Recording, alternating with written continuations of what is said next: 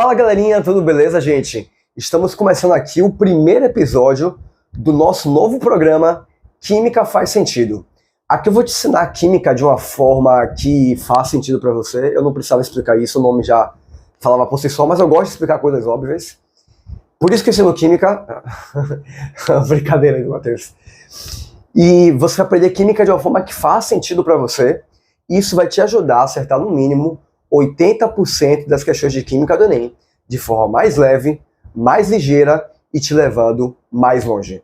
Não sei se você me conhece, meu nome é Matheus e, obviamente, eu sou professor de Química. Se você ainda não está inscrito no Química Faz Sentido, aproveita para, nesse exato momento, se inscrever e ativar o sininho para que você não perder os próximos episódios que vão sair aí muito em breve. O tema do episódio de hoje é aprendendo termoquímica através de filmes. E olha, já dá para perceber que o episódio de hoje é muito especial e realmente estou muito empolgado para gravar isso aqui para vocês. Deu super trabalho, mas tenho certeza que vai ajudar bastante vocês nesse seu processo aí, rumo à sua aprovação. E o tema de hoje ele vai estar dividido em 5 sacadas e eu já vou logo dizendo que eu deixei a melhor sacada por último, por isso fique aqui até o final que vai valer muito a pena. Bom, galera, termoquímica é a parte da química que vai estudar como é que a energia na forma de calor está envolvida aí nos mais diversos processos, tanto em processos químicos, físicos ou até mesmo em processos nucleares. É muito interessante que você tenha desde já isso em mente, né? A gente vai estar falando aqui sobre energia o tempo inteiro, especificamente sobre energia na forma de calor. Isso aqui acaba tendo algumas bases lá da termodinâmica, da física, né? Mas não se preocupe que você consegue avançar sem ficar recapitulando conceitos de termodinâmica, mas eu gosto de falar isso porque os alunos eles acabam se perguntando, né, se tem alguma relação realmente, e sim, é como se a termoquímica fosse pegar a termodinâmica e trazer uma aplicação aqui para aquilo que realmente é mais importante para a gente. Então, existe diferença muito grande, galera, de aprender termoquímica e aprender termoquímica para o Enem. E olha, aprender termoquímica tem várias importâncias. E quando eu falo de energia, já fica mais ou menos claro que isso é algo que para nós seres humanos faz uma grande diferença, entender isso de forma correta.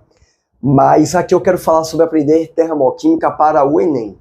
E sim, galerinha, existe uma grande diferença, porque tem coisas de termoquímica que os alunos demoram horas estudando e que simplesmente não caem no Enem ou caem muito pouco e que a chance de cair continua ano após ano sendo mínima. E eu falo disso o tempo todo. Ó, galera, isso aqui costuma cair muito no Enem. Isso aqui costuma cair pouco no Enem.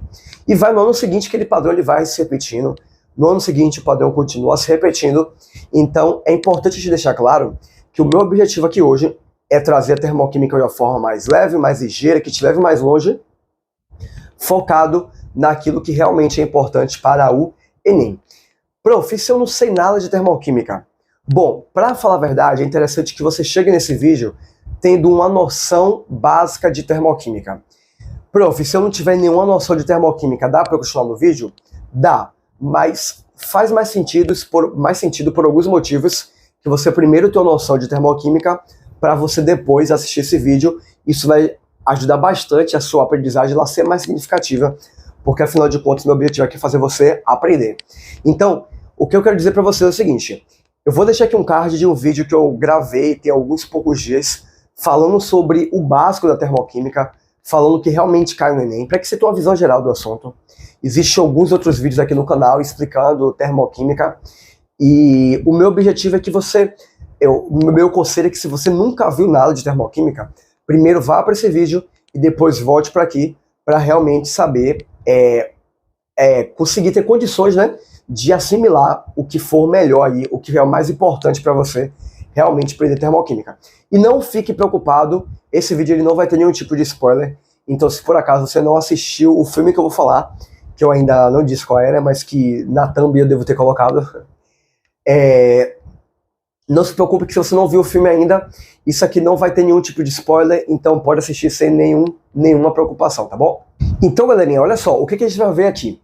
Como eu disse, a gente vai ver como é que você vai aprender termoquímica através de filmes, né? Agora, o que tem que tomar cuidado nisso? O que é que realmente funciona nisso? O que você pode pegar aqui de aplicação, inclusive para outras matérias, para outras partes da química? Bom, galera, o fato é que se você é uma pessoa que tem muita dificuldade em química, ou se você odeia química, para você tentar ver a química de uma forma mais leve, faz toda a diferença. Por que isso, professor? Porque os estudos mostram que quando você acha que algo é chato, que você é ruim em algo, você tende a não aprender aquilo. E eu acho que isso é meio que óbvio, né?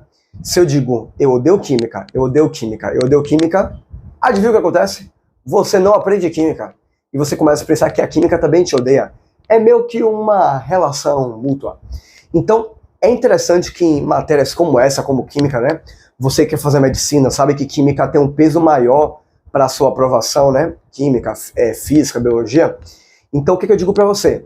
É muito importante que você tire um pouco disso de que eu odeio química. Você também não precisa amar a química, mas é interessante que você busque meios de aprender isso de uma forma mais leve para que esse ódio da química não volte para você também. Estou falando isso de forma lúdica, mas realmente é verdade. Da mesma forma que quando você diz, não consigo fazer conta, não consigo fazer cálculo, adivinha o que acontece?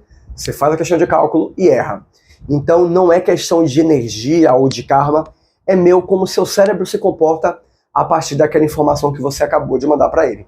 Então, ter um contato de uma forma mais leve te ajuda a chegar mais longe e mais ligeiro, porque o processo fica mais fácil para você. Inclusive, isso aqui é o que eu chamo de os 3 L's do nosso método, né? Mais leve, mais longe, mais ligeiro. Então, isso aqui é especialmente importante se você realmente tem uma dificuldade muito grande em química. E para você que não tem essa dificuldade, também é legal quando você tem essa oportunidade de ver isso em outra perspectiva, porque já serve quase que como uma revisão, já serve para você consolidar e perceber uma aplicação de algo que você estudou. E isso realmente faz toda a diferença, na verdade. Quais são os cuidados que você precisa tomar? O cuidado é que minha ideia não é que você aprenda termoquímica com o filme. Na verdade, faz parte do processo de aprendizagem. Você vai estar aprendendo, de fato, mas não vai estar aprendendo do zero.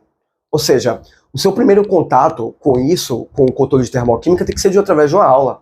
Isso não substitui a aula, não substitui o poder de você fazer exercícios, o poder de você mandar perguntas, de você fazer simulados, isso tudo que você já me viu falando bastante aqui no nosso canal, é de extrema importância, não dá para deixar de falar sobre isso. Então, o que eu quero dizer é que você não vai pensar, descobri uma forma em que eu não vou mais fazer nenhum curso de química, eu só vou assistir filmes e vou aprender química. Não é isso, aqui é um ingrediente a mais para tornar essa caminhada mais leve, te ajudar a chegar mais longe de uma forma mais ligeira.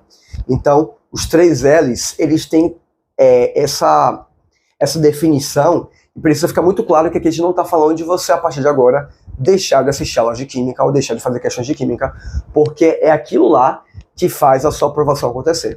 Mas se eu puder fazer isso de uma forma melhor para você, por que não? Então, é muito importante a gente deixar esse disclaimer, né? Acho que eu falei da forma certa, para que você não confunda aí a importância desse tipo de conteúdo, tá bom? Mas vamos lá, né? Eu estava no dia 1º de janeiro assistindo o filme com minha esposa, e eu disse, hoje eu não vou trabalhar. Apesar de eu estar de férias nas escolas que eu trabalho, né? Como eu também desenvolvo esse trabalho aqui no YouTube, nas redes sociais, tenho o meu próprio curso, a gente sempre está estudando, a gente sempre está gravando, sempre está reformulando o método, conversando com os alunos, enfim. Então eu disse assim, eu vou separar alguns dias para parar realmente e não trabalhar. E eu fiz isso no dia 31 de dezembro e no dia 1º de janeiro. Eu disse, 1º de janeiro eu não vou trabalhar, vou só realmente relaxar. Deu a louca no Matheus. E aí estava eu assistindo o filme Onion Glaze, não, Glaze Onion. O filme Glaze Onion, com minha esposa, até que de repente ele começou a falar sobre coisas químicas, digamos assim. Primeiro que um dos personagens do filme, acho que eram 5 ou 6 personagens principais, um deles era químico, e aí ele fazia no início do filme um tipo de charada lá, desvendava a charada, que usava o número atômico da prata, que é 47, se eu não estiver enganado. Parece que ele meio que tinha gravado aquilo, né? Isso, inclusive, reforça a ideia de que químicos gravam a tabela periódica, o que, obviamente, não é verdade. Mas, enfim, eu pensei, vou fazer um conteúdo sobre isso. Mas o negócio ficou ainda melhor, porque ao longo do filme eu percebi que a trama ela se desenrolava no fato de que um dos personagens, ele tinha um combustível, que ele chamava de Clear com K, pelo que eu lembro, e esse combustível, ele na verdade era o hidrogênio sólido. E muito do que era discutido no filme pelos personagens principais girava em torno da ideia de, e aí, a gente pode realmente usar o Clear? Isso vai ser bom, isso vai ser ruim? E eu não vou contar como é que o filme se desenrola, se vai dar certo, se vai dar errado, se você vai precisar assistir o filme. Mas basicamente essa estrutura, e aí o Matheus, que disse que não ia trabalhar, estava sentado ao lado de sua esposa, pensando em tudo que ele iria gravar sobre esse assunto. Graças a Deus ela já me conhece, ela já sabia que eu estava pensando nisso, mas foi muito legal. E eu pensei, velho, vou indicar esse filme para meus alunos, quando eles assistirem, a partir dessa aula que eu vou dar aqui hoje, vai fazer eles se divertirem com o filme, que o filme eu achei bem legal, e ainda por cima aprendendo química. E se já assistiu o filme, aproveitar o que ele já usou para servir como suporte para que o conhecimento realmente seja mais profundo.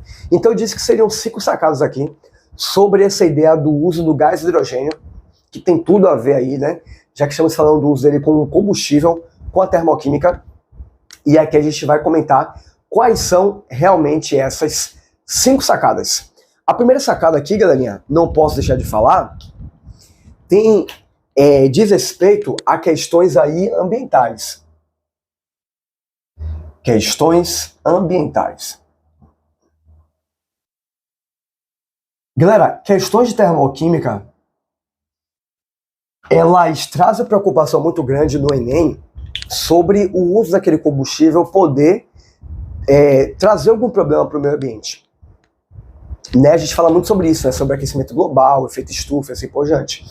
De forma geral, galera, os combustíveis, eles produzem sua combustão completa gás carbônico, tá bom? Então, quando o combustível, como gasolina, diesel, eles queimam em uma combustão completa, eles produzem gás carbônico. Quando é uma combustão incompleta, eles produzem monóxido de carbono. Eu não vou me aprofundar muito sobre a parte do monóxido aqui, porque deixar o vídeo mais longo ainda do que vai ser. Tô um pouco rouco, deu pra ver, né? Então eu quero focar sobre a parte da combustão completa. A combustão completa produz um gás, que é o gás carbônico, e esse gás contribui para o efeito estufa, para a intensificação do efeito estufa. E o gás hidrogênio, galera, diferente da grande maioria, de 99% dos combustíveis, ele não produz gás carbônico. E isso é muito importante. Olha só, ele não produz gás carbônico, não produz CO2, que tem uma relação muito grande com a intensificação do efeito estufa.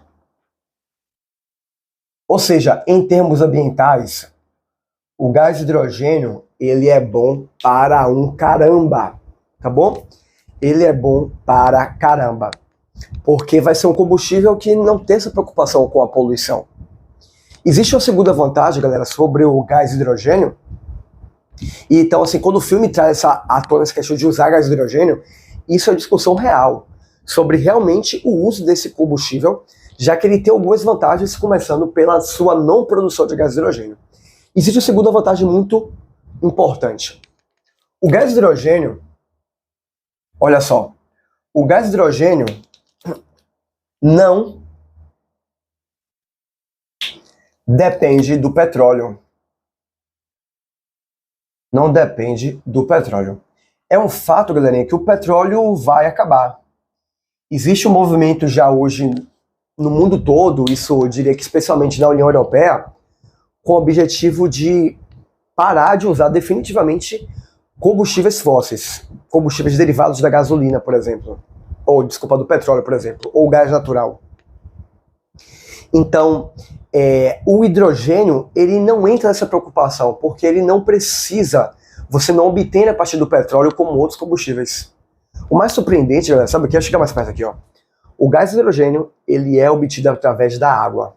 E olha, pode ser inclusive água salgada. O que eu tô falando aqui? Tô falando que não só ele não precisa do petróleo, como você obtém ele a partir da eletrólise da água. Você pega a água, bota certa quantidade de energia elétrica, ela se decompõe em gás hidrogênio, gás oxigênio. Isso é uma coisa que se faz até em casa, digamos assim. Depois eu vou falar que isso não é tão simples assim, mas sim, dá para fazer em casa esse tipo de processo. Então você produz o gás de hidrogênio através da água, não precisa do petróleo. E essa é uma vantagem realmente muito, muito grande, porque água tem aí para caramba. Temos aqui um terceiro ponto, uma terceira sacada muito importante sobre o gás de hidrogênio, que o Enem já cobrou algumas vezes. E se você ficar atento nessa dica aqui, até o final você vai ganhar muito, porque a sua chance de acertar esse tipo de questão em menos tempo, ela aumenta drasticamente. O hidrogênio, galera, ele apresenta um alto poder calorífico. Alto poder calorífico. Prof, o que seria esse poder calorífico? O poder calorífico, galera, calorífico, é a energia produzida por massa. Energia produzida por massa. Então, vou dar um exemplo aqui para vocês, tá bom? Se você pegar um grama de gasolina, a energia produzida, eu posso errar esse valor aqui, tá, gente? Mas ela é de mais ou menos os 40 kJ.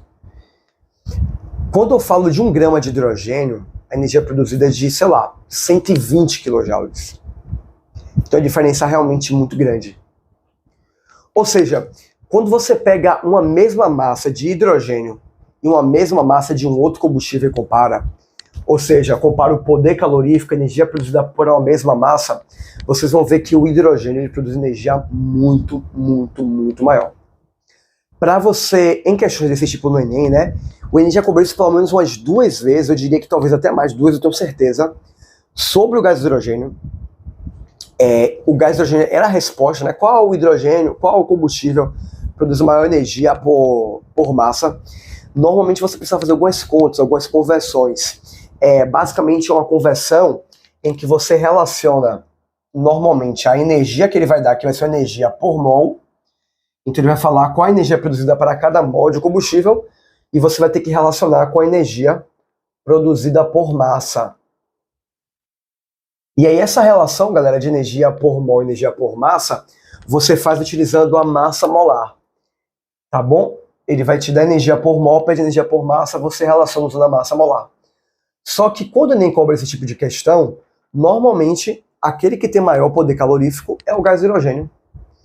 Quer dizer que o aluno que já pega esse tipo de aula aqui, que vê termoquímica com foco no que é mais importante, que é justamente uma das principais estratégias aqui do nosso método, do método Química N80+, o que acontece com isso? Acontece que ele já chega numa questão como essa e não precisa fazer conta. Só faz se quiser ter certeza. Mas eu particularmente não conheço nenhum combustível usado assim, tipo de forma real, que tem um poder calorífico maior do que o gás de hidrogênio. Não estou falando aqui de processos nucleares, obviamente, né? O urânio produz muito mais. Mas em processos de combustão, o hidrogênio é disparado muito mais eficaz do que outros em termos de energia por massa. Tá, prof. Agora, então, quer dizer então que seria perfeito o uso do gás de hidrogênio? Então por que o filme ele tem uma discussão sobre usar ou não o gás de hidrogênio? O gás de hidrogênio, galera, ele apresenta um probleminha aqui, tá? Ops, eu tô vendo aqui que eu botei tudo dentro de questões ambientais, né? Isso aqui seria um aspecto energético, tá, gente? Então, o tópico 2 aqui é o alto poder calorífico. Tópico 1, questões ambientais, não produz CO2, não depende do petróleo. E tópico 2, ele tem um alto poder calorífico, energia por massa. Tá bom? Um terceiro ponto aqui, né, galera? É o seguinte. É um gás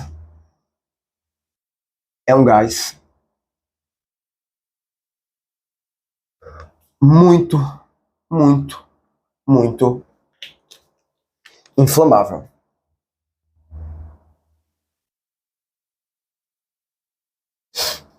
Galera, esse é um gás muito inflamável. O que isso quer dizer, professor? Quer dizer que ele tende a ser pouco seguro. A chance de você tendo sei lá, pense num tanque de um carro com gás de hidrogênio. A chance daquilo desculpa a expressão, da merda é muito alta. Tá, talvez não seria dizer muito alta, só que assim, galera, um caso que acontece em 100 já é muito alto, porque eu tô falando de talvez uma família, tá me entendendo? E o filme ele trazia muitos fatores, questão do perigo por ser um gás que não é tão facilmente controlável. E uma das personagens do filme, ela citava bastante, né? Ela acho que era governadora, era uma governadora de um estado americano. Ela citava bastante o exemplo de um dirigível chamado Hindenburg. Eu vou pedir para a equipe da produção, que no caso sou eu mesmo, a equipe de edição, coloca aqui, por favor, uma imagem aqui do Hindenburg. Então, o Hindenburg é o nome da maior nave que já voou aí pelo mundo até hoje. E ela utilizava o gás hidrogênio por ser menos denso do que o ar, para fazer esse dirigível ele flutuar, né? Só que aí, aparentemente, no dia, né, esse Hindenburg, se não tiver enganado, o nome da empresa era Zeppelin, tá bom? E essa aeronave, ela era da Alemanha, estava indo fazer uma viagem extremamente para os Estados Unidos, né? Apesar que isso aconteceu. Teve até viagens aqui para o Brasil. E o fato é que parece que o dia não estava muito bom, estava meio chuvoso e tinha muita carga residual. Algo que talvez o professor de física explique um pouco melhor. Mas aquilo gerou algum tipo de eletricidade, acho que estática, o que fez com que esse reservatório de gás de hidrogênio pegasse fogo. E em tipo 2 minutos, simplesmente a aeronave toda pegava fogo já. E dezenas de pessoas morreram, dentre passageiros, tripulantes. Tinha até animais, né? Acho que tinha 2 cachorros entre esses passageiros. Então, vários deles morreram. Então, ele é um gás muito inflamável. E eu imagino que você deve estar se perguntando, professor, existe alguma forma de controlar o gás de hidrogênio para a gente aproveitar seus aspectos energéticos e ambientais e de forma segura? E é justamente isso que eu vou falar para você aqui na nossa última sacada, né? Foram já 4 sacadas. A primeira não produz CO2, a segunda não depende do petróleo, a terceira tem alto poder calorífico, a quarta ela é muito inflamável, e agora a quinta sacada é uma conclusão disso tudo. Quais são as perspectivas do uso do gás hidrogênio para o futuro? Mas antes disso, quero que você perceba que, eu imagino, né, que aprender química dessa forma tenha sendo mais legal para você. Se está sendo, já deixa isso no comentário, já diz para mim assim, pô, professor, eu gostei desse conteúdo, e aproveita para me indicar um outro filme aí, que eu possa utilizar para o próximo vídeo nesse formato. Mas é importante também falar para você que isso aqui tudo está dentro de um método, que o tempo todo eu acabo falando, né? Em nosso método a gente tem esses pilares, a gente tem esses passos, enfim, a gente tem algumas estratégias, alguns fundamentos, e eu falo um pouco mais profundamente sobre esse método em um outro episódio, em um outro programa, melhor dizendo, que é o programa que eu chamo de Galera Med Enem. Nesse programa, eu falo sobre o método de forma mais aprofundada, então se você não quer perder nenhum vídeo, aproveita para se inscrever aqui no canal e também compartilha esse vídeo com alguém que também quer fazer medicina, para que ela não fique de fora e deixe de aprender esse método. Por fim, galerinha, concluindo, quais são as perspectivas sobre o gás de hidrogênio para o futuro? Galera, se espera que o gás de hidrogênio seja realmente popularizado em um futuro breve, em que cada vez mais existam condições seguras de armazenamento, transporte e uso desse combustível. A perspectiva disso não é exatamente, não é algo tão iminente. Quando a gente fala da substituição dos combustíveis que tem como origem o petróleo, normalmente se pensa em uso de, por exemplo, carro elétrico, placa solar, coisas desse tipo que não precisa de combustão. Então, normalmente o gás de hidrogênio ele não está ali como principal, mas ele aparece aqui meio correndo pelas beiradas, digamos assim. E a questão é que hoje se sabe que, além de ser algo inflamável, né, então tem uma preocupação sobre como controlá-lo, então a questão de como torná-lo barato para ser acessível para toda a população. Porque não adianta, existem carros hoje com tecnologia usando gás de hidrogênio? Existem. A grande questão é que esse gás de hidrogênio, uma vez ele sendo utilizado, aqui eu não quero falar sobre uma pessoa utilizar, eu quero falar sobre, sei lá, 4 bilhões de pessoas que usam automóveis aí, terem realmente condição de usar esse gás de hidrogênio. Então aí passa por algumas dificuldades especiais em países como o Brasil, que tem condições continentais, dimensões continentais, porque a gente precisa pensar como preparar cada um dos postos para receber o gás de hidrogênio, como criar gasodutos, né, para transportar o gás de hidrogênio para esses locais de forma segura ou de alguma outra forma. Então isso vai uma coisa que mexe muito na logística do país como um todo, então não seria algo tão simples. Não dá para você ter um gás hidrogênio e você ir até outra cidade, fazer uma viagem, chega lá, que a gente não tem esse combustível não, e seu carro só funciona com gás hidrogênio. Sei lá, estou supondo a situação aqui. Então existe sim uma perspectiva de que esse gás seja usado no futuro, mas não é algo que esteja em eminência, mas existe sim muita aposta a respeito disso. Para fechar, quero dizer para você que você pode também pesquisar depois sobre o biodiesel e sobre o etanol e suas vantagens também, porque são combustíveis que têm algumas vantagens nos aspectos ambientais e o Enem gosta de cobrar bastante esse tipo de combustível. Galerinha, espero que você tenha gostado desse vídeo. Deu um super trabalho para fazer, mas eu amei também produzir esse roteiro. E além de produzir roteiro, gravar isso aqui. Espero que chegue muitas pessoas e que ajude muitas pessoas aí a acertar no mínimo 80% das questões de química do Enem e ficar mais perto da aprovação em medicina. Não deixe de compartilhar esse vídeo com sua galera, comentar se tiver gostado, se inscrever no canal e deixar aqui também o seu like. A gente se vê no próximo encontro. Um grande beijo e até mais.